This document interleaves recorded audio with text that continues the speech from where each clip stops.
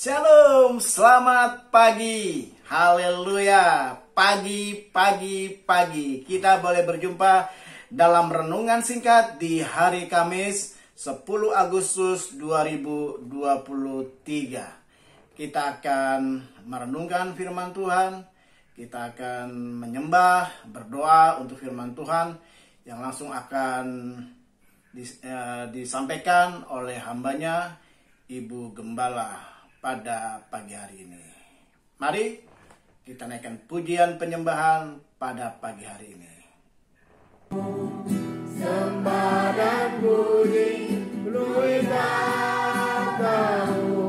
Yesus Tuhan Raja.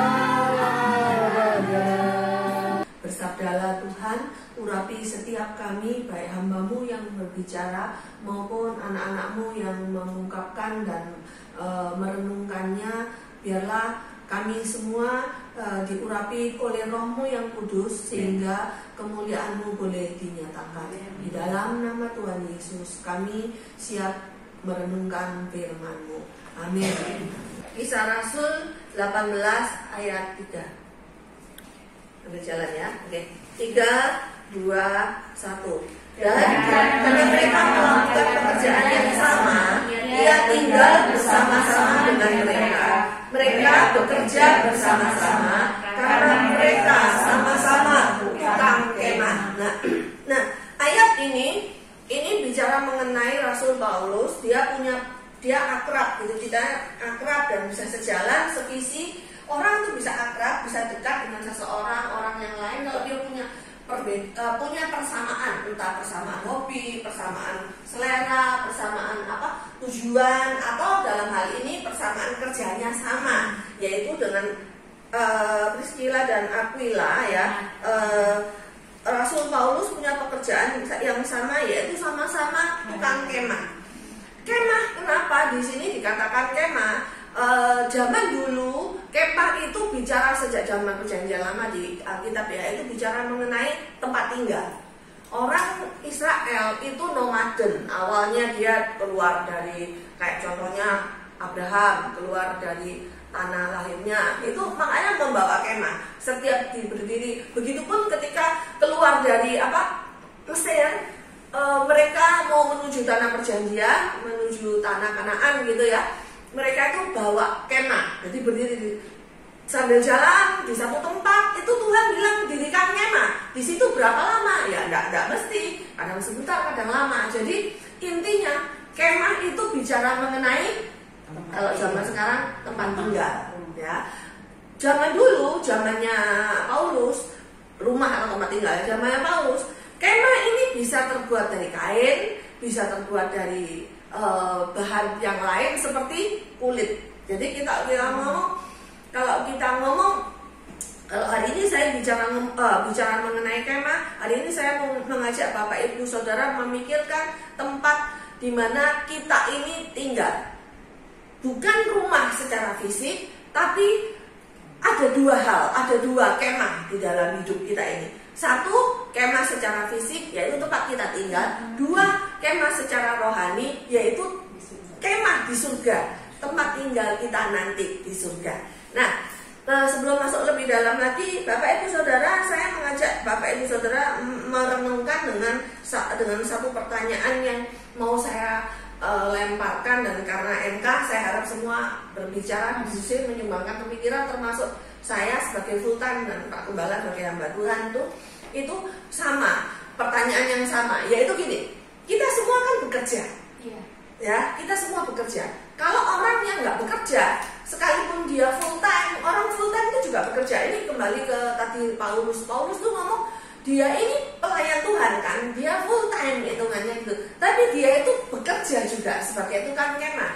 Intinya dia tidak merepotkan orang lain, karena dia tidak minta ke orang lain, padahal dia mendirikan banyak gereja di Korintus, di mana-mana dia mendirikan banyak gereja, banyak tempat ibadah, jemaat, mendirikan jemaat ini jemaat, tapi dia tidak minta gitu. Kita tidak pernah menemukan Paulus bilang, aku tolong dihidupi ya makananku di salah satu jemaat, tuh sama sekali nggak ada. Karena ya itu ayat yang nanti kita baca itu menceritakan bahwa menyebutkan satu kali ini aja menyebutkan bahwa dia menghidupi dirinya sendiri tanpa harus minta-minta. Sama dengan kalau saya mau ngomong langsung, kenapa saya mau bersaksi ya, sekalian bersaksinya jadi satu gitu, karena apa yang saya bagikan itu saya hidupi. Saya tidak akan membagikan yang saya pelajari teorinya orang di depan orang lain. Buat saya itu tidak hidup gitu loh. Percuma ceritain ke orang lain karena nggak menghidupi, tapi saya menceritakan diri saya sendiri. Jadi begini, kalau saya mengingat-ingat kehidupan saya sendiri, full timer hamba Tuhan itu juga harus bekerja. Tapi ini perbedaannya. Ya, nanti saudara sekali lagi akan saya tanyakan nanti ya, jadi skip dulu sebentar, saya cerita dulu sama saya. Nah, saya ini secara jasmani mungkin tidak seperti Bu Rita atau Lucy yang bekerja, ada buka toko atau punya perusahaan atau usaha punya apa, toko emas misalnya, Bina misalnya, terus menghasilkan uang untuk menghidupi kehidupan.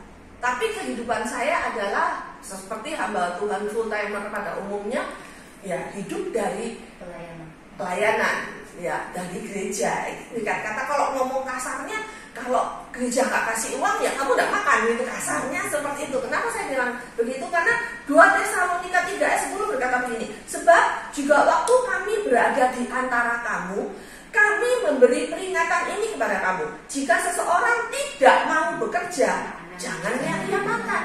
Berarti hamba Tuhan itu bekerja, pelayanan itu bekerja, dan itu dia mendapat makan. Kalau misalnya Bu Rita kalau nggak bekerja ya nggak dapat makan. Gwina, Lucy atau Pak Daniel atau semua, kalau kita nggak bekerja, kamu itu nggak layak lo makan. Intinya gitu ya, intinya gitu. Nah, pertanyaan saya sekarang adalah, oke silakan masuk ini yang baru datang. Silakan. Ya, baru mulai, masih pemanasan.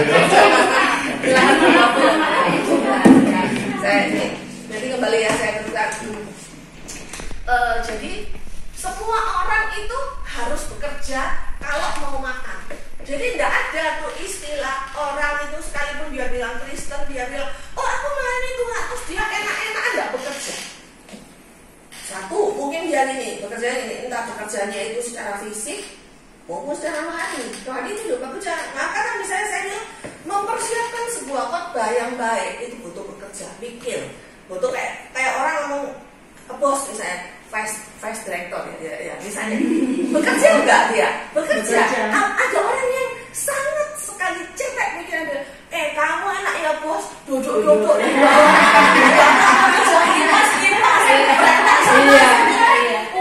masuk jutaan, aku nih misalnya aku ngomongnya aku peringatan, aku gajiku cuma berapa, itu ngawur banget karena pekerjaan. Justru itu kenapa ini orang yang bilang pekerjaannya menggunakan otak itu digaji besar. Makanya ini kalau saya ngomong ke anak-anak saya, kamu kerja jalannya ini karena ada anak yang bilang gini, kamu ada anak di sekolah ini, bukan sekolah ponakan saya, dia sekolah diginiin sama guru, kamu itu loh kok sekolah nggak mau rajin, kamu nanti udah besar makan apa gitu kan. Saking keselnya dia bilang gini, ya gampang aku ngangkat batu sudah dapat duit. Anak SMP ini cetek sekali pikirannya. Karena apa? Apakah kamu mau nggak sekolah terus kamu dapat ya ala kadarnya? Toh memang semua dapat makan gitu ya. Kayak tadi, loh bos itu bekerja juga, vice director dia mikir gimana ya nanti. Enggak kalau karyawanku kayak tadi loh, enggak kalau saya nggak bersemangat karyawanku yang lain tuh nggak dapat makan. Dan intinya gitu kan. Nah semua bekerja. Nah sekarang hamba Tuhan juga bekerja, semua bekerja. Kalau ada yang bilang ini sebelum ini baru pemanasan ada yang bilang ini sering sekali ya. Nah ini mesbah keluarga saya mau ngomong apa nih? Sering kali di gereja atau orang Kristen atau orang kaya atau Bu Oni lah sebagai seorang oma ya bilang ini, aku sudah tua, aku udah diem aja, nggak bekerja. Loh, itu juga enggak apa yang terjadi? Enggak sehat kan? Otot-ototnya tambah lemes, akhirnya tambah cepat demensia ya. Atau full timer hamba Tuhan, ternyata ada yang bilangnya, oh aku sudah hamba